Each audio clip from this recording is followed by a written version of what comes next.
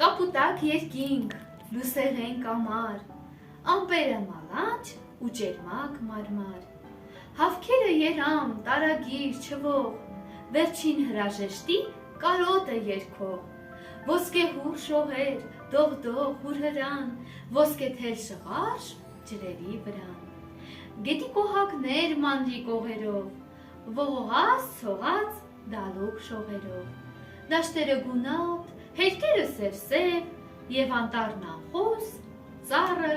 անտերև։ Երեխաների ամենասիրելի առակագիր Աթաբեկ Հովհաննեսի Խնկոյանը ծնվել է 1870 թվականին Լոռու մարզում։ Ապագա գրողը նախնական կրթությունը ստացել է ծննդավայրում։ Շուրջ 35 տարի մանկավարժական աշխատանք է կատարել տարբեր վայրերում։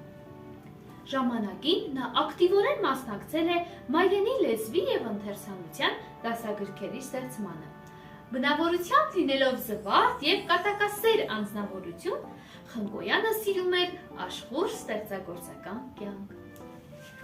Նրա սովորություններն ու բնավորության գծերը ինչ-որ չափով դրսևորվել են գրողի ստեղծագործություններում,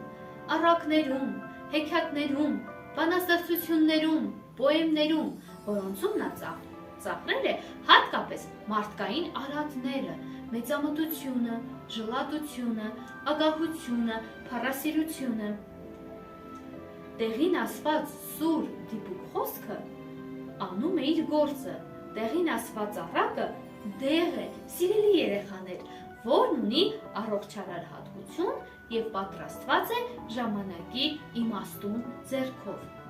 Աթաբեկ Խնկոյանը իրոք իր ընթերցողների հետ խոսում է զվարճալիորեն և դրանով դրսևորում իսկական մանկական գրողի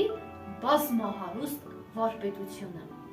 20-րդ դարի հայ դասական գրականության հավերժ չխամրող պայծառ աստղերից է Աթաբեկ Խնկոյանը։ Հիմա մտածում եմ, սիրելի երեխաներ, արդյոք դուք կհավանեք ընկեր Լիլիթի կարդացածը, թե անհամբեր սպասում եք հեքիաթասաց մորաքրոջը, ով կգա և իր գեղեցիկ առակներով իմաստուն խորհուրդներ կտա ձեզ։